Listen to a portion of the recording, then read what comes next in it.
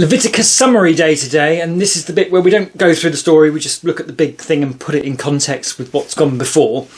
So part of the reason we're not going to be looking at the story for this one, because there basically wasn't one, which is kind of why I found that one particularly boring. Once again, we have some difficult aspects to the story, in this context of being some seeming contradictions, some problematic rules that haven't aged very well, and the small thing of God going around killing lots of people. Maybe not lots of people, that's a bit unfair. Killing people to their face in a more personal basis than I think than we've seen before, generally speaking. I'd have to say though that despite all more weirdness, it's a good addition to what we've seen before and does move things forward in terms of understanding and what's there. I think in Genesis we had the problem aspect to it, I guess, was the question of it looks metaphorical, but it's expressed literally. So there's obviously quite a big divide amongst Christians in terms of whether Adam and Eve is real or not, and whether it matters.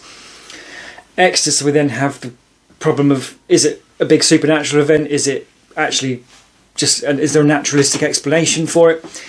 And in this, it's these rules that have emerged that just seem, you base a society on the rules in Leviticus and you've got a problem. And granted, there are bits of the world where that problem does exist, and does make it realise how fortunate we are in the West that our underpin is not stuff like we have in this book.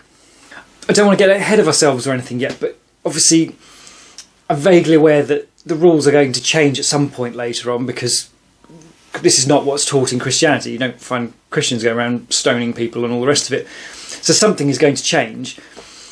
But it's an interesting factor, I suppose, that these rules are out here. There are clearly some people who still think this is the model for how to live. And there's almost a question of irresponsibility on God's part to have put rules in that may or may not have been of their time at that point, but are still being held to be relevant today.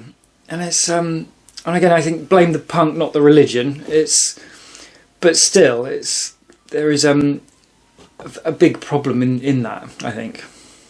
If these rules were all there was to it, I have to say that'd be the end of it for me. I'm just going to flat out reject it all and just move on and do something else in my life.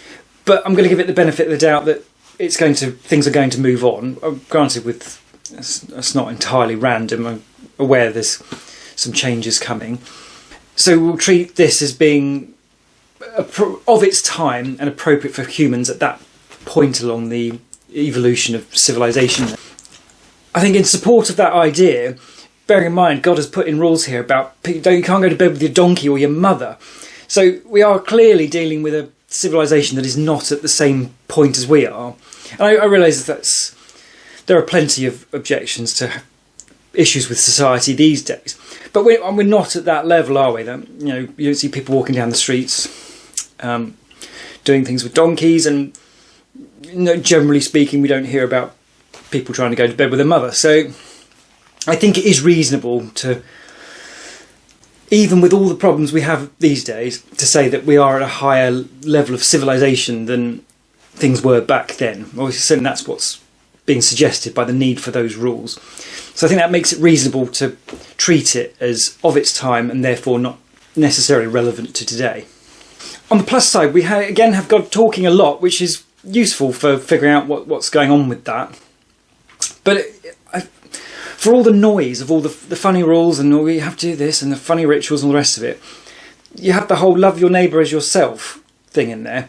And you kind of think, if all this was happening today, God turns up, proves he exists by appearing and second light to people. I'm slightly hung up on that, I know. Then you'd think actually, you'd hope that civilization is at a point where if the rule was just love your neighbour as yourself, then that would potentially be enough. It's like doing this thing to this person, is that in accordance with that rule? You can work it out, can't you? I mean, it's not a massive ask or anything, but yeah, it is a tricky one. I suppose there would be a big benefit in if you could just say love your neighbour as yourself, and that was enough for people to work out that, right, that's how we're supposed to do it, because you could then just get shot of the entire book of Leviticus, which would solve a lot of the world's problems in terms of people who still think those rules are relevant today, and also would save people reading it, because it is very, very boring. the key point in Leviticus seems to be the idea that, or building on the idea that humans have a naturally sinful nature, but then that God has gone to a lot of trouble to put in mechanisms, as it were, to help us to get ourselves forgiven. It's interesting that these things have to be done, as in God presumably could have created everybody and said no matter what you did you're just going to get forgiven, but that would seem a somewhat self-defeating problem. And it does seem that it is key that you have to be sorry and you have to say sorry, granted through the mechanism of these rituals. So it does establish that forgiveness for a default sinful nature and making an effort of repentance to do that, clearly very, very important. That's kind of nice, I think, and you think, oh, well, if that's the idea, then you could get sort of a bit warm and fuzzy about a loving father sort of idea. But then, of course, he goes and sets light to poor Nadab and Abihu, and it's just, then you're kind of right back to, great. So, but it is a useful illustration of two of the key questions we're trying to answer here, being, one, does God exist? And two, if he does, is he a bit of a punk, going around setting light to people? And what happened to poor Nadab and Abihu does make it a bit of a difficult question on that second part. So, yeah, we'll have to just soldier on and see what else we find.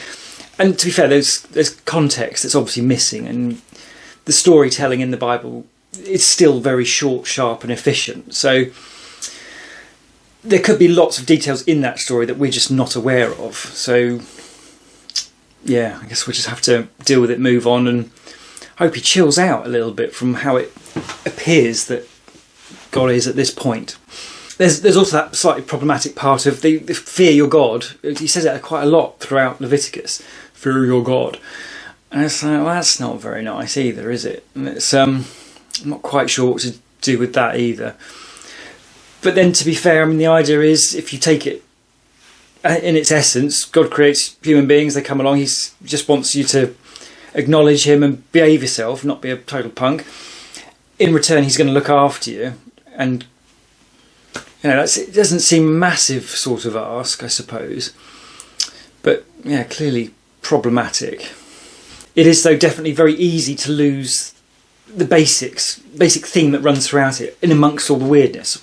Again, I'm glad I'm doing it as this project, because if I just sat down to read this stuff, it's just, there's no way I'd just feel like, this is weird, man, and it would go away. Either way, though, I'm delighted to be finished with the book of Leviticus. So just to wrap up where we've got to, basically we've got the story of Genesis, which seems to establish the idea basically that people are a total nightmare. The story of Exodus, which seems basically the theme is that God is the boss, basically, and be excellent to each other. Pretty simple. And then Leviticus seems to be about mechanisms for managing a sinful nature that we were all born with, however that arose, just clearly is in our nature. But yeah, so that is it for Leviticus. We should have some sort of party for getting through that. And we're on to the book of Numbers. Hopefully there's going to be some sort of story involved in Numbers, and it's not all going to be about maths.